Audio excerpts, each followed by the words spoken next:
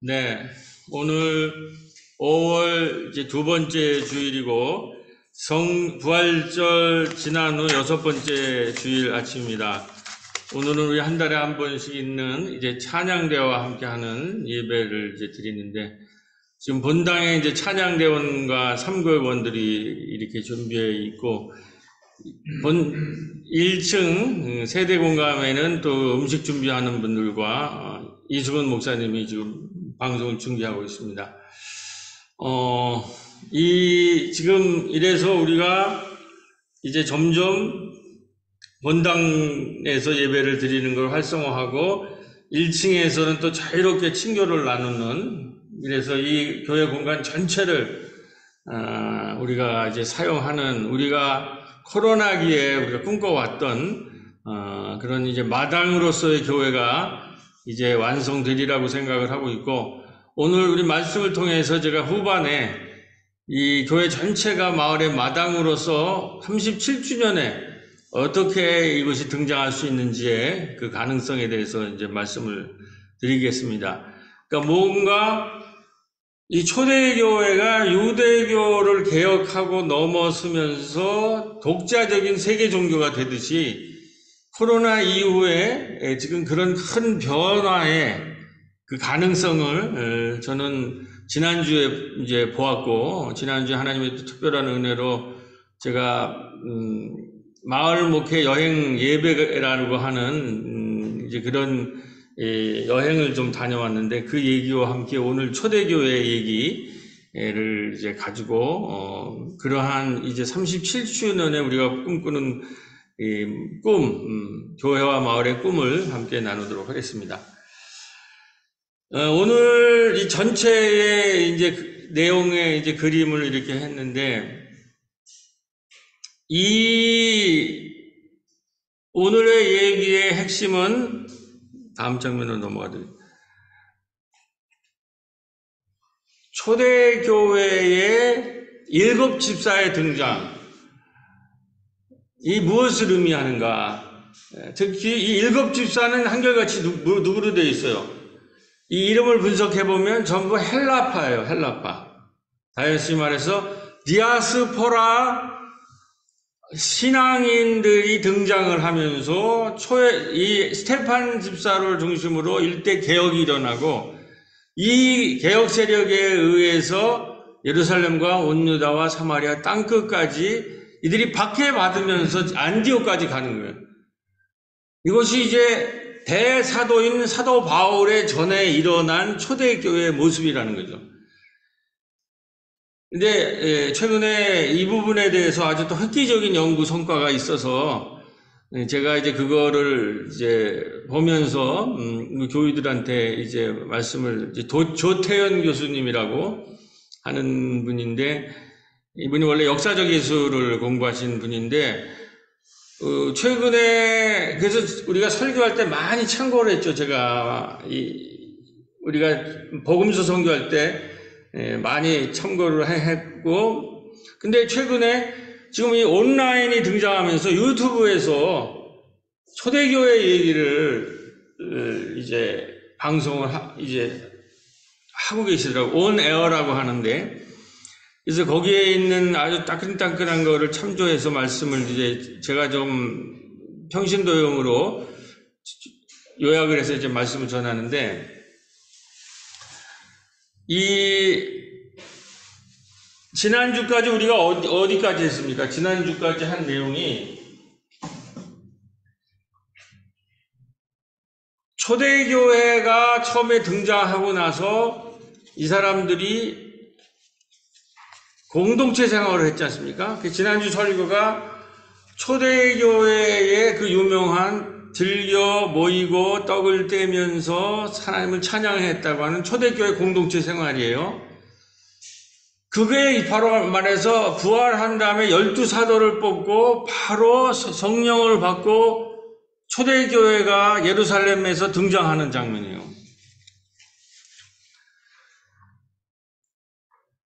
그 아름다운 공동체의 모습이죠. 아름다운 공동체의 모습.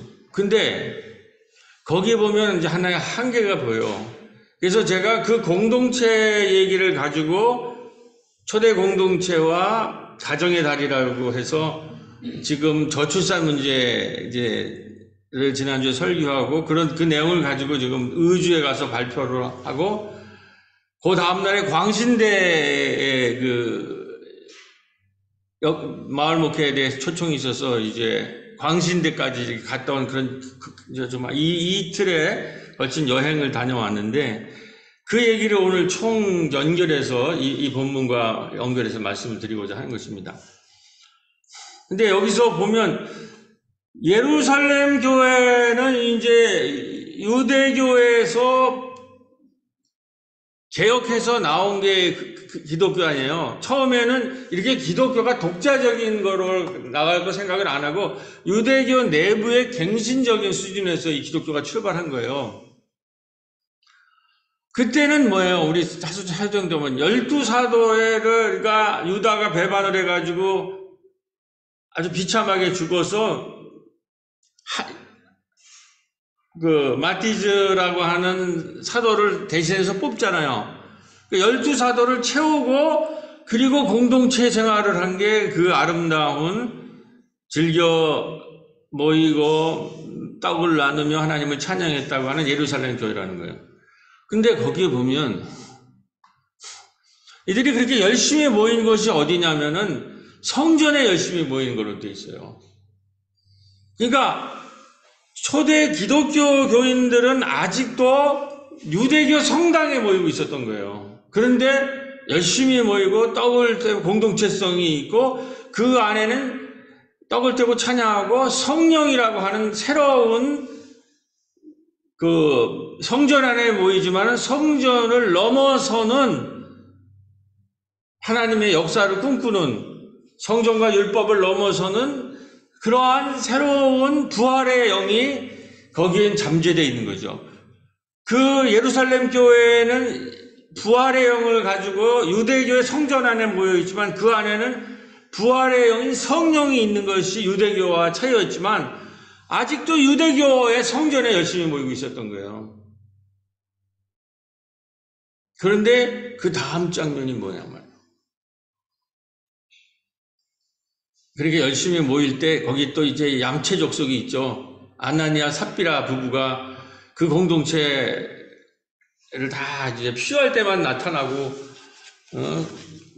이제 얘기를 하고 나서는 약속을 안 지키고 그래서 공동체를 이렇게 막 흔드는 이제 그런 것들을 다 정리해 가면서 이렇게 하는데 결정적인 사건이 여기서 이제 이 기독교의 결정적인 사도 바울의 신만큼 결정적인 사건이 일어나는데 그게 뭐냐? 그 공동체 안에서 헬라파 집사들이 차별을 받는 사건이 일어난 거예요. 그러니까 초대의 교회에서는 이 헬라파 집사들이 등장하기까지는 누가 중심이 되냐면 12사도가 중심이 돼요. 그래서 첫 장면에 유다가 배반을 때려가지고 아주 처참하게 이제 성령께서 이렇게 죽이죠. 그 다음에 그 얌체 족속 그 부부도 성령께서 다스리잖아요. 그런 거를 성령이 그렇게 정리를 하지만은 궁극적으로는 아직 유대인들이 중심에 있는 거예요. 12사도. 그런데 이 초대교회부터는 유대교는 유대인들만에 모이잖아요. 그런데 이 초대교회는 유대교의 성전에 모이지만 다른 거는 이방인들, 헬라인들 이런 사람들을 받아들이게 열려져 있다는 거예요. 교회 안에 잡혀져 있는 게 아니라 열려 있는 것이 아직 예루살렘 성경은 거기까지는 간 거예요. 근데 거기에서도 오래된 이 히브리파들이 거기는 이게 기독교가 유대교에서 나온 거고 다 성서도 같이 쓰고 그러니까 새롭게 들어온 이방인들, 새롭게 들어온 사람들에서 갑질을 하는 거예요. 그래가지고 궁극적으로 어디까지 갔냐면 헬라파 과부들을 무시하는 거예요. 먼저 자기들은 신앙이고 유대인들의 유대인이었지만 예수를 받아들인 사람들, 우리는 율법도 지키고 그런 게 강한히 남아있는 거예요. 율법에서 자유로운, 성전에서 자유로운 이것이 성령인데 거기에 못 미치고 계속 율법을 주장하고 새로운 사람들이 이런 거 널 할례 받아라 그런 찌꺼기들이 남아가지고 그런 게 워낙 강력하게 부활의 영이 있으니까 겉으로는 그거를 가지고 어떻게 하지는 못하지만 어떻게 해서든지 자기가 오래됐고 자기가 더 신앙이 좋다라는 걸 자꾸 드러내려고 이게 차별을 하는 거예요. 근데 그거를 보면서 헬라파의 7 집사들이 강력하게 아마 여기 성서에 나타나지 않았지만 이 연구 결과 강력하게 항의한 사건이라는 거죠. 그 7 집사를 세운 그 사건이 바로 강력하게 항의를 한 그 사건이 거기서 일어난 거예요. 그래서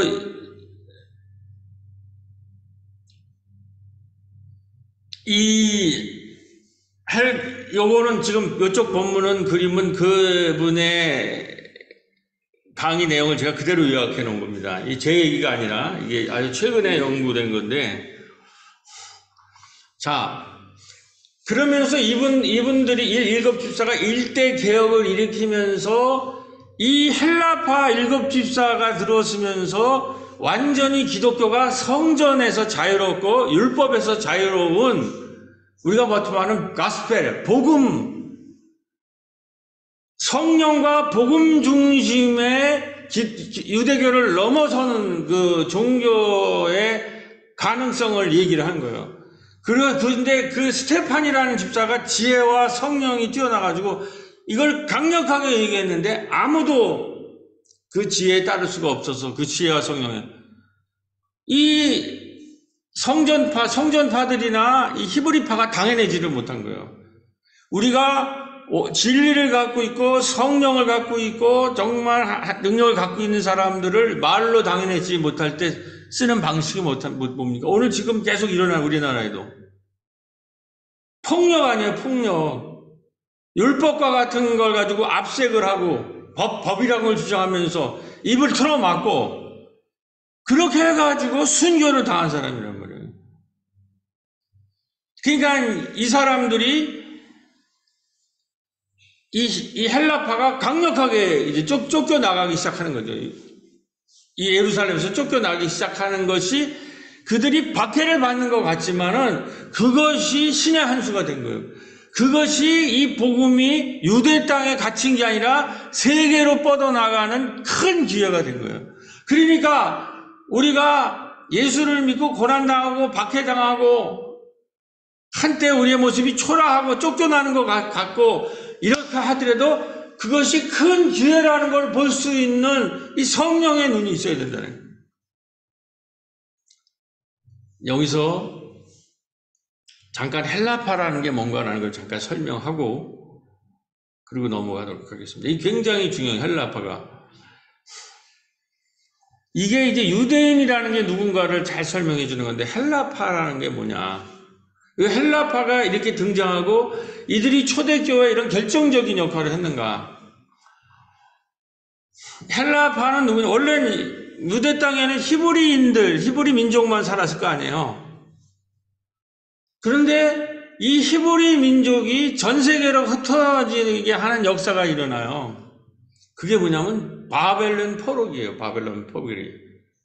바벨론에 의해서 예루살렘이 이제 유대가 멸망하게 되면서 유대의 거기 지식층들이 지도급들을 전부 포로로 잡아가요. 바벨론이 이 유대보다 훨씬 문명의 수준은 신앙은 떨어지지만 높은 것이거든요. 그 높은 곳에 가가지고 어쩔 수 없이 이제 포로 생활을 하면서 이 히브리 이 디아스포라들은 뭐를 갖고 있냐면은 신앙은 그 사람들이 신앙이 있어서 거기 있으면서도 회당을 만들어서 신앙을 계속 이제 성전으로 모일 수 없으니까 회당을 만들어서 율법을 공부하고 같이 신앙을 전수하는 그 유대인들이 지금까지 하잖아요. 뉴욕이나 어디 가도 그들은 꼭 회당을 남자 10명만 모이면 회당을 만들어서 신앙적 정체성을 지키는 동시에 자기보다도 고등한 문명에 가니까 그 고등한 문명들을 또 수용할 거는 수용해서 자기식으로 해석을 해요. 그러면 여기에서 무슨 문제가 어떤 것이 일어나냐면은 그 유대인들이 왜 이렇게 세계적인 사람들이 되고 왜 이렇게 노벨상을 많이 타고 미국의 3%뿐이 안 되지만 미국을 움직이는 이런 민족이 됐느냐. 이 사람들은 늘 이렇게 우리나라만큼까지 작은 나라예요. 그 일대의 가장 작은 나라란 말이에요. 그러니까 수많은 침략을 받고 포로 생활하고 고난을 당하는 거예요. 이제 그런 걸 늘 성서에 비춰서 해석을 하는 거예요. 함석헌홍의 뜻으로 본 한국 역사. 그게 뭐예요? 고난을 우리가 역사로 한 그 베스트셀러 아니에요. 한국 역사를 고난을 해석하니까 거기 하나님의 뜻이 드러나는 식으로 그렇게 성경을 들여다보는데 남의 나라 가니까는 그 나라 문명을 이제 받아들여야 돼서 거기서 또 뛰어난 민족이니까 높은 위치도 오르고 이제 그러는데 그러면서도 자기 신앙을 잃지 않는 회당을 지어서 이렇게 하고 그러니까 유대인은 남의 나라 식민살이라고 떠돌이 생활을 하니까 뭐가 돼요? 핵심이 자기네 나라 신앙도 갖고 있고 자기 나라 언어도 갖고 있지만 뭐를 갖고 있냐면 그 나라에 자기들이 쫓겨가서 사는 나라의 언어도 익힌다는 거예요. 그러니까 유대인의 특징은 자기 나라 말도 잘하지만 그 자기가 사는 그 나라에서 살기 위해서 다른 나라 언어도 잘 알아요. 그걸 어떤 이중 모국어라고 그래요. 바이링구어. 양쪽의 언어를 다 자유자재롭게 쓸 수 있다라는 말이에요. 근데 이게 어떤 그 능력이 있냐면 양쪽 나라 말을 자유롭게 쓰면서 문화적인 것들을 소통하게 하는 능력이 있고 거기에서 이중어는 자기 것만 주장하지 않고 남의 것도 받아들이는 창조성이 일어나는 거예요. 그래가지고 이 유대인들이 가는 곳마다 그들이 중심에서 학문을 일으키고 문화를 일으키고 이러는 그래서 제일 많은 노벨 문학상이 사는 것의 연구 결과가 이들은 자기 문화도 갖고 있지만 남의 나라 문화랑도 소통해야 되고 남의 나라 문화랑의 언어도 쓰는 이러한 멀티한 다중적인 삶을 살아 보니까 천재가 되실 분이 없다라는 거예요. 그러니까 이것을 현대문학자들은 경계선에 설 때 우리가 창조적인 인간이 된다라는 거예요. 그러니까 누가 경계선에 쓰냔 말이에요. 경계인이라는 게 누가 경계선이냐? 늘 고난과 재난의 한가운데 서 있는 곳에서 그거를 뚫고 나오는 새로운 영성이 나온다는 거예요. 그걸 집대성한 책이 바로 성경이에요. 탈무드 성경이고. 그러니까 이 사람들이 그런데 지금 어떻게 됐어요? 그렇게 외국에서 하고 그래서 6월절 같은 명절 때마다 이 디아스포라들이 그 바벨론의 포로대 같은 사람들이 나라 거기서 다 자리를 잡은 사람들이 자기 모국에 대한 그 긍정성이 있으니까는 고국으로 명절을 지내러 오는 거예요. 그러다가 눌러 앉는 사람도 있고 그게 바로 헬라파라는 거예요. 그 디아스포라들이 지금은 어떤 시대예요? 여기 초대교회는 로마의 제국 안에서 이제 전 세계가 로마의 문화권에 들어갔는데 그걸 제일 빨리 로마의 언어 헬라어가 당시 공통어인데 그걸 제일 빨리 습득하고 그 문화의 정체를 제일 빨리 안 사람이 누구냐? 그게 바로 헬라파 유대인들이라는 거예요. 이 디아스포라, 이 경계인들이.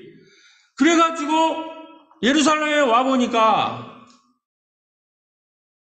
이 예루살렘에 자기 민족이 있는 아직도 세계 국제 정서가 이렇게 변하는데 거기에 지도자들이라는 게 제사장이라든지 무슨 뭐 바리새파 이런 들이 예루살렘 성에 여기서 이제 나라의 지도자가 돼 있는데 그들의 신앙을 보니까 저 성전 종교는 이 로마 시대에 저거는 백해무익하다라는 결론을 내린 거예요. 저 성전과 그들이 하는 율법을 가지고는 이 앞으로도의 세계를 헤쳐나갈 수 없다고 생각할 때 그들이 들은 소식이 누구예요? 그 성전 체제와 율법에 의해서 박해를 받았지만 부활한 한 청년의 얘기, 그 부활한 청년의 얘기를 듣고 그 사람을 중심으로 모인 성령 공동체인 예루살렘 교회를 발견한 거에서 거기에 그들이 모여들기 시작한 거라고. 이게 모여들어서 보는데 아까 말했듯이 예루살렘 교회가 모이기에 힘쓰고 떡을 떼며 찬양하는 것까지는 좋은데 아직 성전 중심이나 율법을 중심을 벗어나지 못하고 거기서 맨날 그런 거 가지고 싸우고 서로 잘났다고 이러고 있는데 그거에 결국 히오립 자기 있는 헬라파 소술거아니에요. 헬라파를 박해하는 걸 보고 나서 이 사람들은 지식이 많고 헬라어에 능통하는 국제인들 아니에요. 거기에서 이건 잘못됐다고 여기 사도행전은 이렇게 하니까 12사도를 중심으로 한 예루살렘 교회가 그거를 받아들였어요. 근데 이게 쉽게 받아들였겠냔 말이에요. 거기는 수많은 어려움이 있었는데 하여튼 받아들여지면서 뭐가 생겼느냐. 집사 직분이라는 게 나오는 거예요. 7명이 죄다 헬라파야, 디아스포라들이란 말이에요. 이거를 이 조태영 교수가 지금 해놓은 거예요. 이것의 내용은 뭐냐, 실질적인 내용은. 헬라파 7 리더는 식탁에서의 매일 봉사, 데일리 서비스 에 테이블을 위해서 선출된 거라는 거예요. 이건 뭘 의미하냐. 여러분, 예수 운동을, 예수님의 사역을 보면 예수님이 말씀을 전하시는 거 하잖아요, 곳곳에. 근데 예수님은 말씀만 전하시는 게 아니라 어떻게 하세요? 기적을 일으켜서 사람을 치유하고, 어떤 오병이어사 것처럼 사람들한테 빵과 급식을 하시잖아요. 근데 지금 예루살렘 교회나 유대 성당에는 뭐가 있어요? 그게 그렇게 하니까는 유대 회당에서 예수님이 말씀 전하는 건 건드리지 못하지만 지역사회에서 빵을 베풀고 사람을 치유하는 것에 대해서는 계속 반대를 해요. 너는 왜 창녀와 세리와 어울리냐 그러고 예수님이 가는 곳마다 방해하잖아요. 헬라파들이 성서를 다시 읽으면서 이 데일리 테이블 서비스, 이 급식하는 거, 과부나 고아나 어려운 사람들한테 급식하는 거, 이거를 말씀을 전하는 것만큼 이게 중요하다라고 얘기를 하는 거예요. 자기네 헬라파들이 차별을 받으니까. 그래가지고 얘기를 한 거예요. 이러한 돌봄이나 이러한 선교 이런 거를 위한 직분을 만들어라. 그게 뭐냐면 바로 집사제도가 여기서 나온 거라. 그거를 헬라어는 디아코니아라고 그래요. 디아코니아. 친교를 코이노니아라고 그러잖아요. 디아코니아를 하는 사람들을 디아코니라고 그래요. 그러니까 사도를 중심으로 한, 교역자를 중심으로 한 말씀을 전하는 그룹이 헬라파는 중심인데, 그것만큼 헬라파들이 등장하면서 구제와 봉사가 그것만큼 선교가 더 중요하다라고 하는 강력한 도전을 해서 그 직분을 만들어가지고 7 집사가 탄생을 했다라는 거예요. 이건 종교에서 어마어마하게 중요한 거예요. 여러분 성서를 보면 저는 이거 우리가 배울 때 이렇게까지는 못 배웠는데 제가 이분이 탁월하다라는 거예요. 이렇게 해석하니까 제가 이 뒤에 나와가지만 요번에 제가 광신대에 가서 신학생들한테 이 얘기를 했어요. 그러니까 금방 알아듣더라고요. 이 돌봄 사역이 왜 중요한 건가. 이게 맨날 교회 안에서 말씀 사역이 중요하지 않다는 게 아니에요. 말씀 사역 해야죠. 열심히 해야죠. 근데 이 디아스포라 헬라파가 등장한 디아코니아 집사 직분이 왜 헬라파에서 되고 이것이 그렇게 중요하고 이 사람들이 박해를 받으면서 전 세계로 뻗어나갔냐. 이분들의 핵심이 이 디아코니아에 있다는 거예요. 여기에 흔적이 어디 남아 있어요? 마리아와 마르다의 갈등이 남아 있잖아요. 어느 누가 중요한 건 아니에요. 두 개가 다 중요한 거예요. 마리아는 발치에 앉아서 들으니까 마르다가 거기 시기하는 거니까 이거 중요하다라는 거 얘기하는 거예요. 누가복음에는 누가는 상당히 저거가 중요해요. 봉사하고 이런 거. 그래서 선한 사마리아 여인 같은 게 나오는 게 그런 이유란 말이에요. 그런데 또 다른 복음에 가면은 마르다를 요한복음 같은 게 높여요. 봉사하는. 근데 여기에 보면 이게 통합되면서 사도들이라고 하는 말씀과, 그래서 해결책이 뭐예요? 사도들은 말씀과 기도에 집중하고 우리는 뭐예요? 우리 집사 직분을 만들어서 7명을 세우면 우리는 구제하고 봉사하는 데 집중하겠다라는 그런 합의를 이루어내는 거예요. 그래서 이게 전통이 돼서 이걸 누구도 깰 수 없는 성서의 캐논에 못 박혀 있는 거라는 거예요. 오늘 이 시대에 중요한 거예요. 교회 안에서 말씀을 듣고 이거를 쫓겨나면서 이 7 집사가 이게 순교에서 얻은 거 아니에요. 사방에 펼쳐나가면서 전 세계를 복음화한 것이 이 헬라파의 7 집사들이 헬라파 과부들이 무시당하는 걸 보면서 만들어 놓은 제도가 바로 초대교회의 디아코니아, 집사 제도인 줄로 믿습니다. 그러니까 적어도 성경을 제대로 이해하려면 서로 새로운 교회 출신이라면 이런 정도의 우리가 신앙을 가져야 된다는 거예요.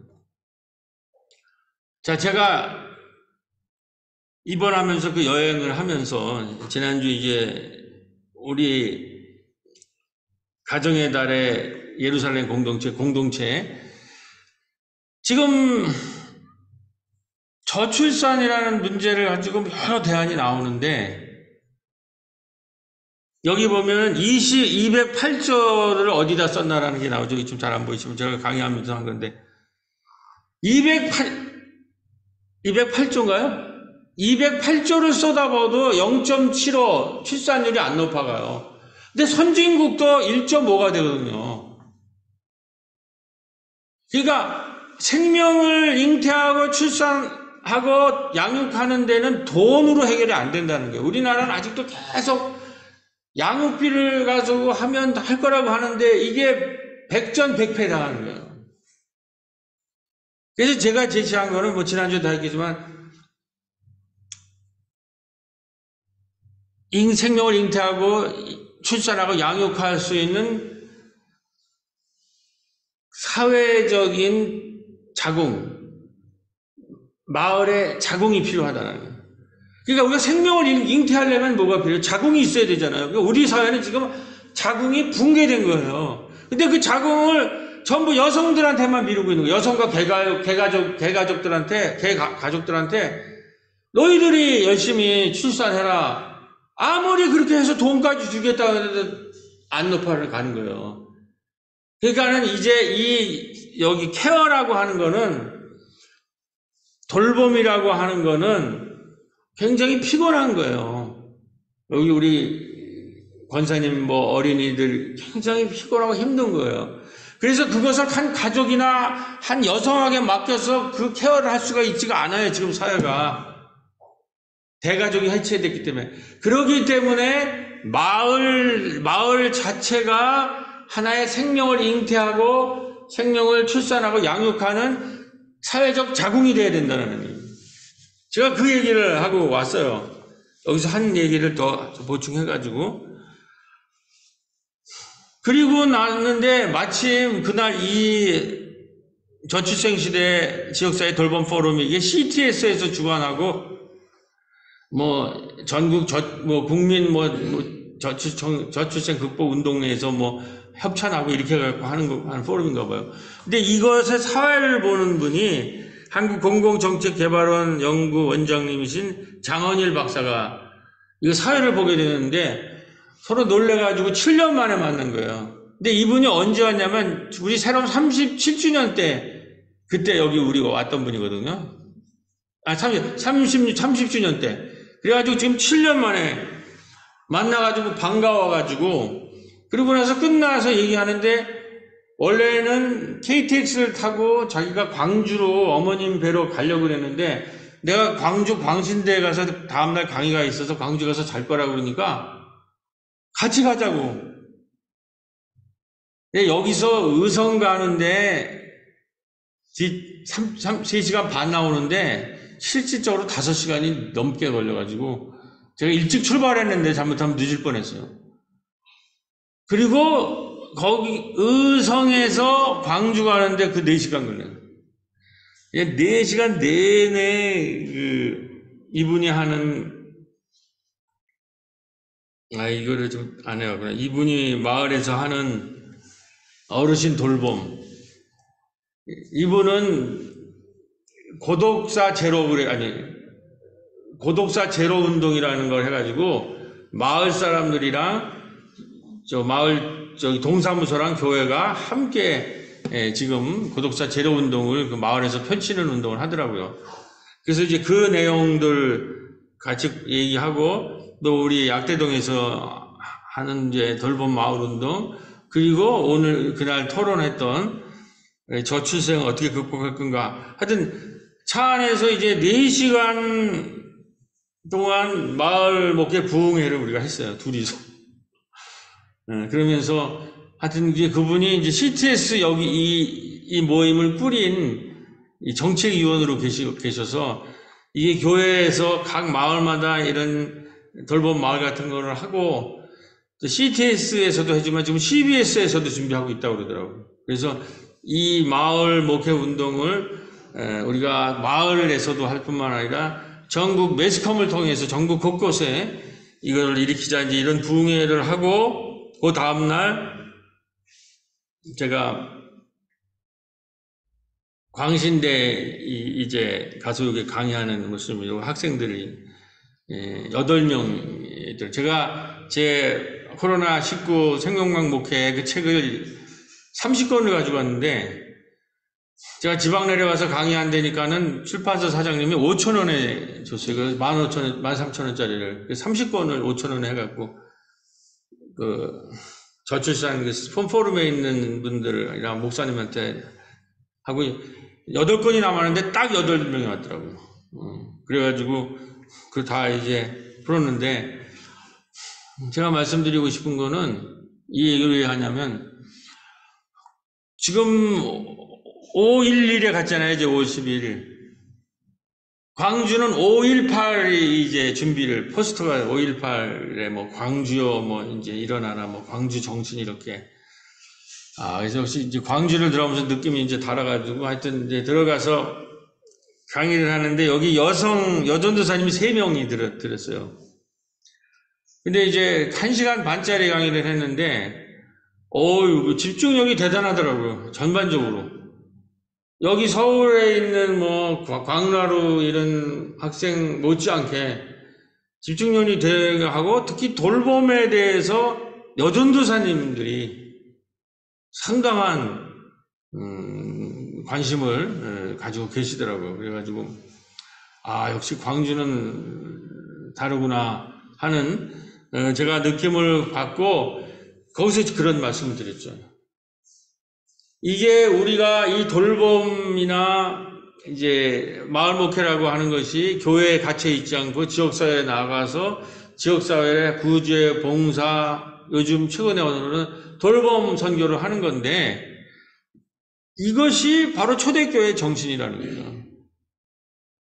초대교회가 유대교랑 넘어서서 세계화 될 수 있었던 것은 그 초대교회 일곱집사, 헬라파 일곱집사가 디아콘 제도라는 거를 주장을 해가지고 그것이 말씀과 기도만큼 중요한 하나의 영역으로 되어 있는데, 그것이 지금 사람들이 출생을 하지 않는 여성 전도사들이 훨씬 더 집중적 관심을 갖고 있더라고요. 그래가지고 이제 강의 그렇게 하고 아주 집중도 높아서 질의응답 시간이 있는데, 되게 이런 강의하면 요즘은 질문을 안 해요. 빨리 강의 끝나고 쉬고 싶다 그러는데 계속 질문하더라고요. 여성 전도사님들이. 역시 광주는 다르구나. 이제 하나만 더 말씀드리면, 그런 질문을 하시더라고요. 한 여집사님이. 그럼 목사님이 요즘 우리가 돌봄 주거까지 최종적으로는 이게 돌봄 우리가 쭉 하는 거 주거까지 가야 된다. 그랬더니 목사님이 얘기하는 그 돌봄 주거가 그러면 실버타운을 얘기하는 거냐, 그렇게 질문하더라고요. 그래서 그거와는 전혀 다른 거다. 지금 우리가 얘기하는 요양소나 그동안 우리가 하는 건 실버타운은 노인들이 나이가 들면 모아가지고 마을 밖에다가 공기 좋은 데다가 그들을 격리해서 거기다 시설을 만들어서 이렇게 관리를 하는 건데, 지금 돌봄 마을이라는 거는 그들이 살던 마을에서 그들이 있는 가족, 이웃, 친구들과 그 안에서 혼자 사는 것을 같이 모여 살게 하면서 지역사회가 그들을 함께 돌보는, 도시락 배달하고 연극 공연도 같이 하고 수리도 같이 해주면서 이렇게 하는 마을 안에서 그들이 돌봄을 받지 않고 마을 밖으로 나가면 그들은 고립된다는 거예요. 노인들이 제일 두려워하는 게 그거라는 거죠. 아무리 거기에 시설이 좋아도. 그러니까는 우리가 나이가 들어서 여러분들 조심해요. 자기가 살던 집과 마을의 밖에 나이가 들면 우리가 뭐라고 그래요? 좋은 시설로 모시겠다고 그러잖아요. 요양소로. 그 순간 우리는 고려장을 당하는 거예요. 지금 이 요양소나 이런 데 가면 어떻게 되냐면, 노인이 어떻게 되냐면, 노인들이 불만도 많고 필요한 게 많고 친구도 없고 맨날 텔레비나 보고 앉아있고 이러잖아요. 그러니까는 이제 막 부시럭거리고 이러는데 이거 돌보기가 너무 힘들잖아요. 그러니까 맨날 주사를 놔주는 거예요. 잠자는.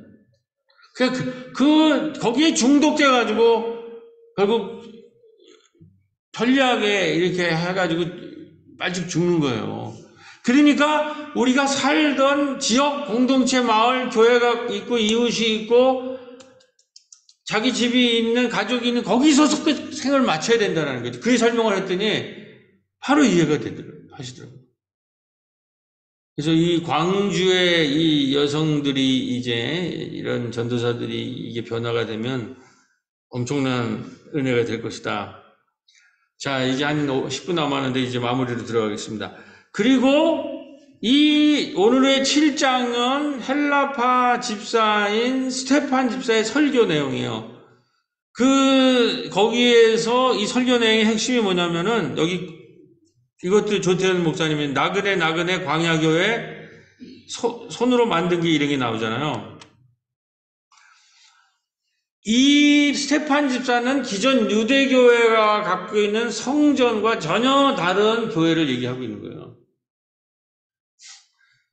구약을 얘기하면서 아주 독창적인 이제 성서 해석을 해요. 후손이 다른 땅에서 나그네가 되리니, 교회라고 하는 거는 어떤 공간에 고립돼가지고 잡혀돼가지고 자기들끼리만 모여 있는 게 아니라 성전처럼 안정된 공간이 있어서 매일 거기서 그냥 예수님이나 우리가 믿는 새로운 종교는 구약의 출애굽처럼 나그네가 되는 거예요. 고난을 받고 늘 고정된 공간에 모이는 것이 아니라 움직이면서 그러면서 신앙을 만들어내는 나그네.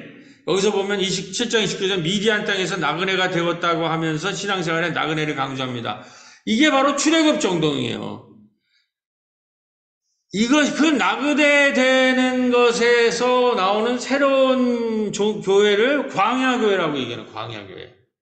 그러니까 헬라파 수장인 스테판 집사의 교회로는 유대인들의 성전과 전혀 다르다는 거예요. 유대인의 성전이라는 건 뭐예요? 건물에 갇히고 고정된 교회 아니에요. 지금 한국 교회가 뭐예요? 건물 안에 갇혀 있고 고정된 공간, 아무런 변화가 없이 움직이지 않고 흩어지지 않고 나가지 않는, 안 나가라죠. 안 나가. 가나안 성 안 나가. 이거와 전혀는 교회라는 것은 늘 나그네가 되고 광야의 떠돌이가 되면서 구름처럼, 불기름처럼, 구름기둥처럼 자유롭게 움직이는 이런 성령이 있는 곳을 바로 교회라고 그러는 거예요. 그러니까 건물 안에 갇혀 있는 것이 성전이라면 나그네가 되고 광야의 길이 되고 그 광야를 이끄는 성령을 체험하는 곳.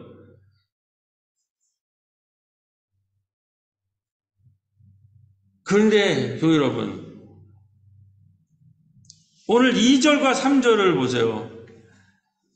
율법으로 자유로운 복음 성교회라는 게 뭐냐. 2절에 보면 다윗이 원하고 솔로몬이 성전을 지었으나 하나님은 손으로 지은 곳에 계시지 않다.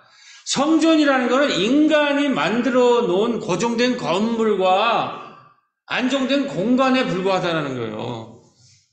하나님은 사람이 만든 곳에 계시지 않는 거예요. 그게 뭐예요? 나그네 광야. 끝없이 하나님 나라를 향해서 나그네가 되고 광야가 돼서 구름기둥과 불기둥처럼 움직여야 되는 거예요. 저는 이번 여행을 통해서 그걸 느낀 거예요. 저를 의주로, 약대동에 있는 사람을 의주로 보내고 광주를 보내잖아요. 그래서 그 광주에 여전도사들을, 여신학자를 만나게 됐잖아요. 근데 내가 그 여전도사를 보면서, 야, 광주에 제2의 선희정 집사가 나오겠구나. 내가 광주에 가니까 선집사 거기 생각이 나더라고. 근데, 또, 광주의 여자들이 또 보통이 아니더라고. 질문이 많고. 하여튼, 자, 그런데 성전과 하나님의 손으로 지은 곳을 고집하는 사람이 뭐예요? 거기에 보면 51절 53절에 목이 곧고 마음과 귀의 할례를 받지 못한 사람들, 성령을 거스리는 사람들, 천사가 전한 율법도 받고도 지키지 않는 사람들. 이게 건물과 안정된 공간과에서 거기서 모이기만 하면 그거를 예언자들이 엄청 깠잖아요. 너희들의 그 기름 냄새 나는 그 아모스는 그 예물은 받지 않겠다. 거기서 아무리 아름다운 찬양이 울고 제물이 드려져도 기름 번제가 나는 그걸 받지 않겠다라는 게 예언자의 음성 아니에요.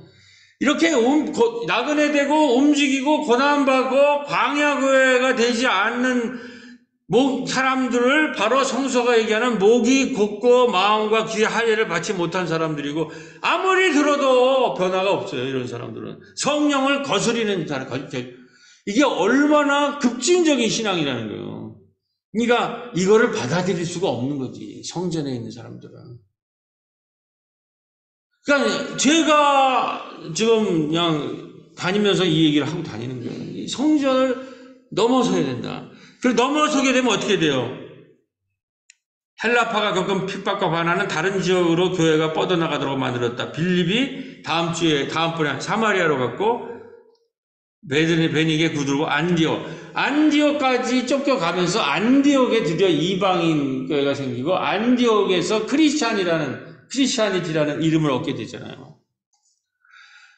요번에 제가 이 여행을 하면서 이걸 분명하게 깨닫게 됐어요. 그리고 위기의 쓸모라는 책을 보니까 우리가 이 생애 전환, 이건 일반 학문서인데 생애 전환을 하려면 낡은 거를 포기하라는 거예요. 새로운 생애의 전환을 하려면. 그리고 새로운 거를 창조하라는 거예요. 요리, 글쓰기, 그림 등 무엇이든 좋다. 창의적인 일들을 새롭게 시도하라는 거예요. 이게 그냥 세상 학문에서 나온 얘기이지만은, 자, 그런 면에서 37주년을 우리가 어떻게 바라볼 건가. 제가 37주년을 이제 차 안에서 여행을 하게 되니까 중간중간에 카페에 들어가서 설교도 준비해야 되니까 이렇게 하는데, 어마어마한 일을 벌이셨더라고요. 우리가 마을 신방이라는 거가 독특하게 했잖아요. 우리 코로나 기간에도 창조적인 일을 많이 했잖아요. 마을을 신방 다니는 거. 그게 돌봄 마실로 지금 완전히 정착이 돼가지고, 작년 가을에 마을 신방 돌봄 마실로 해서 특별히 간호사와 함께 하는 놀라운 마을 돌봄 마실이, 이거 옛날에 꿈꿨던 7년 전에 꿈꿨던 것이 의사와 함께 돌봄 신방을 하고 싶다는데 간호사와 함께 하는 꿈이 이루어졌어요. 그리고 돌봄 마실이라는 이름을 얻었어요. 그래가지고 신방을 쭉 5가정인가를 다니는데 권사님이 가는 곳곳에 어르신들한테 뭐 체조도 가르쳐주고 혈압도 재고 당뇨도 재고 체크도 다 하고 했는데 어르신들이 봄이 되면 놀러 가고 싶다. 그래가지고 이미숙 간호사님 건강교실 하는 날에 음식을 또 뭐 호박을 가져와서 잘 차렸다고 그래요. 그래가지고 돌봄 네트워크에 모였는데 야유회를 그럼 언제 할까? 이렇게 하는데 부활절에 하자라는 거예요. 그러니까 우리가 그때까지 이 마을 사람들이랑 이렇게 세대 공감해서 접촉하면서 주일날에 모이는 전통이 생겨서 사람들 교인들도 많이 있고, 근데 지역 주민들한테 예배를 드리라고 할 수는 없고 예배 드리면 밥은 같이 먹을 수 있다는 전통이 생긴 거예요. 그래서 부활절에 그러면 우리 예배 끝나고 우리가 밥 먹을 때에 초청을 해서 식사 해드리고 놀러 가자 이렇게 그때 결정을 했어요. 그 돌봄 마실 하는 팀이. 그런데 한 주 전인가 2주 전인가가 김현자 권사님이 13분이 오시는데 예배도 드리신다. 깜짝 놀라는 거예요. 이게 처음 있는 일이거든요. 우리가 마을에 아무리 선교를 해도 그분들이 교회 예배 드리는 경우는 없거든요. 우리도 그렇게 식으로 하지 않았고. 근데 어떻게 된 연인지 예배를 드리겠다고 그래가지고 그거를 마침 2구역이 이거 중심이 돼서 식사 준비하고 또 뭐 교회에서 김경희 권사가 노랑차도 제공해주고 그래가지고 훌륭하게 치러냈죠. 놀라운 역사가 일어났죠.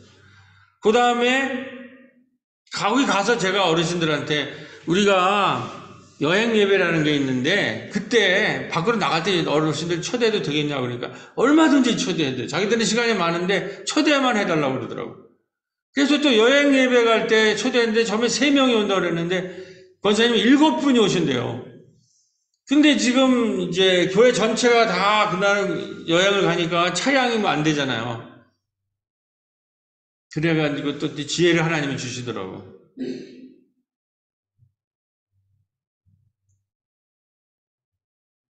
우리 이성현한테 전화하니까 자기가 봉사하겠다고. 혹시나 해가지고 김준호 선생님한테 했더니 김준호 선생님 원래 1구역으로 가신 줄 알고 건드리질 않았는데 못 가신다고 그래가지고 사연을 물어봤더니 시간이 안 맞는데 아침에 오실 수 있는 온다 그래요. 그래가지고 7분이랑 같이 이제 잘 다녀와서 그날도 예배도 드리고 다녀왔어요. 자, 이제 이 흐름이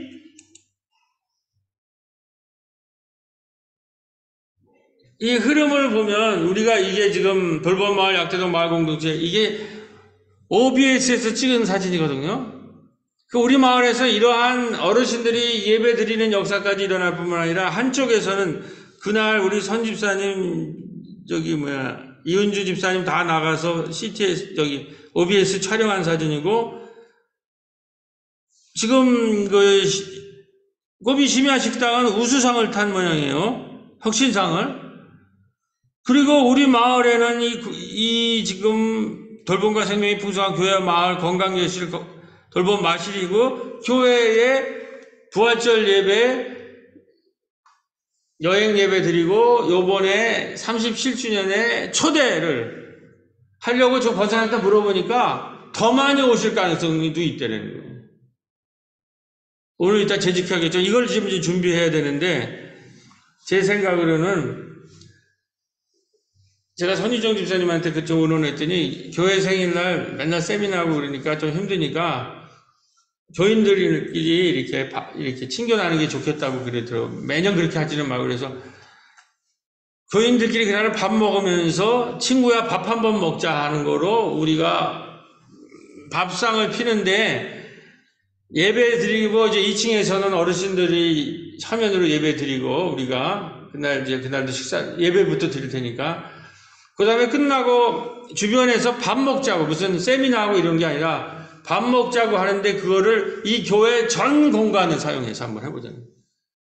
그래서 제가 은퇴할 40주년에는 옥상에서 바베큐 파티를 하는 걸로 마무리 짓고 싶은 게 제 소망이고 1, 2층, 3층에 다 우리 교인들 다 모아서 요번에는 그 출발로 마당에서 요 앞마당에서 바베큐를 고기를 굽는 것까지를 한번 생각을 해봤어요. 그랬는데 제가 요즘 강의를 많이 다녀서 제가 여기에서 10만 원을 낼 겁니다. 그래가지고 물어봤어요. 제가 우리 누구예요? 노기목 정육점 중인한테 25명 정도 사이즈로 고기를 먹으려면 얼마 정도 예산이 필요하니까 20만 원 필요하더라고요. 제가 내고 나머지는 우리 선집사님이 잘 하는 그 완디씨가 뭐죠? 하나씩 접시 가지고 포트락으로 아마 또 우리 구역에서 또 우리 이 구역은 지금 헌금이 있으니까 또 좀 내고 특별히 이 포트락 마당은 남성 집사님들이 많이 봉사를 부탁을 드립니다. 우리 정 집사님 또 우리 안수 집사님들 남장 집사님들이 가서 젓가락 들고 고기 굽고 그날이 아마 1구역일 거예요. 식사 당번이 두 번째 주니까 또 이렇게 해서 교회 생일에서 마을의 날로 이게 독일 교회가 교회 날을 갖고 있어요. 그러니까 우리 교회 생일이 앞으로는 야극대동 마을의 날로 변하고 우리가 그거를 이제 40주년부터 출발하고 친구야 밥 한번 먹자 같은 걸로 이번에 한번 해보고 교회 공간 전체 공간에서 마을의 마당을 열어보는 그래서 제가 이 공간을 다 쓰기 위해서 계속 이 지하 본당을 사용해야 된다는 얘기예요. 여기에서 하고 1층에서는 자유롭게 식사 준비하면서 식사하는 사람들은 지금 제가 계속 점검하고 있는데 화면도 나오고 소리도 잘 들려요. 충분한 예배가 가능하다는 거예요. 이게 마지막 얘기입니다. 이 하나님이 이 일을 이렇게 진도를 이렇게 여기에 지금 어르신 부활절 얘기고 여기에 이게 이 장면이 뭡니까? 이 여행 예배 장면이고 이게 우리가 지금 돌봄, 건강, 문화예술, 생태 온 마을을 이렇게 마당으로 이제 만들어 나가는 이게 온오프 온라인 교회죠.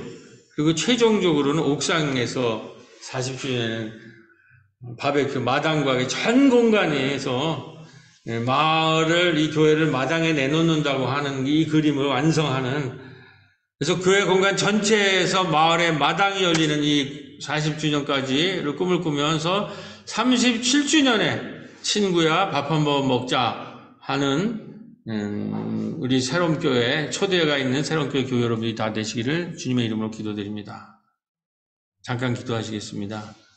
주님께서 이 약대동네 마을에서 준비하고 계신 부활절의 이야기, 구역 여행 예배의 이야기, 그것이 지금 37주년으로 어떻게 이어지는 얘기를 함께 보며 초대교회의 헬라파 일곱집사가 교회를 어떻게 개혁하며 정말 율법과 성전에서 자유로운 복음의 교회로 만들었는지를 함께 기억하는 37주년을 준비하는 예배와 오늘 제지기가 될 수 있도록 새로운 교회와 약대동 마을을 축복하여 주옵소서. 예수님의 이름으로 기도드렸습니다. 아멘. 아이고, 좀 많이 시간이 가서 죄송합니다. 인간의 편서 549장 1, 2절 보시죠.